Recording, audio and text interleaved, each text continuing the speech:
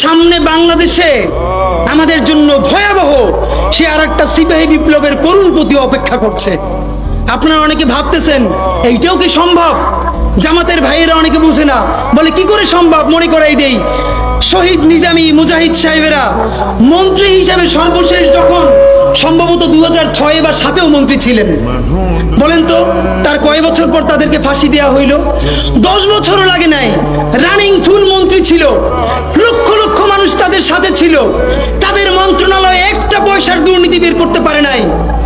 10 বছরের মধ্যে মন্ত্রিত্বের পর তাদেরকে ফাঁসি দেওয়া শুধু হয় নাই, তাদের সন্তানরা তাদের জানাজাটা পর্যন্ত পড়তে পারে নাই।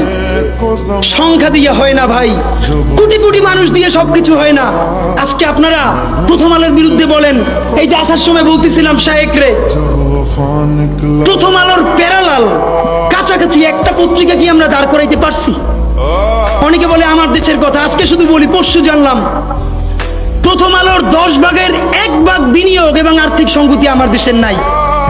5 কোটি টাকা হইলে আমার দেশে একটা নতুন প্রেস কিনতে পারে, তাইলে পত্রিকাটা ঠিক মতো ছাপাইতে পারে, ভাড়া লাগে না, সেই টাকাটাও তাদের নাই। ভাই, ভালোবাসা দিয়া পয়সার কাজ হয় না। 50,000 টাকা যে এই লোকটার স্যালারি, এই কাজ যদি 20,000 টাকা দিয়ে করাইতে চান, কোনদিন 50,000 টাকা রিপোর্ট এবং স্কিল আপনি পাবেন না। ওই 50,000 টাকাই লাগবে। মানুষ মাগনা কাটে 3 দিন, একজনকে দাওয়াত খাওয়ায় 2 দিন 3 দিন, তারপরে আর চলে না। আমাদের আর্থিক যোগ্যতা অর্জন করতে হবে। আমাদের অনেকগুলো প্রতিষ্ঠান লাগবে, একটা প্রতিষ্ঠান না। আমাদের ভাইদের সমস্যা কি জানেন? সে আজকে যদি হাটহাজারী মাদ্রাসা দিয়ে কেউ একটা পত্রিকা বার করে, সেই পত্রিকাটাও সে জাতীয় মূলধারা বানাবে না, দেবে দৈনিক হাটহাজারী সে বানাবে। মানে কোনো না কোনো ঘুরে ফিরা তার চিন্তায়, মননে, মগজে প্রথমে হয়তো হাটহাজারী, সর্বোচ্চ বড় হইলে হেফাজত, এরপরে সর্বোচ্চ বড় হইলে বাংলাদেশের শুধু মুসলমান। ভাইরা, এই মুসলমানের বাইরের যে জনগোষ্ঠী, সেটা কি আপনার না? আপনি ভাবেন এই দেশের আপনি প্রধানমন্ত্রী, তারপরে ভাবেন আপনার জনগোষ্ঠী কারা, আপনি সেরকম চিন্তা করেন। সুতরাং আমি কথায় অনেক ভুলভ্রান্তি বলতে পারি, কিন্তু বিশ্বাস করেন আমার কলিজা চিল্লেও আপনারা শুধু যেটা পাবেন সেটা হইল আমি চক্ষু বন্ধ করে দেখতে পাই।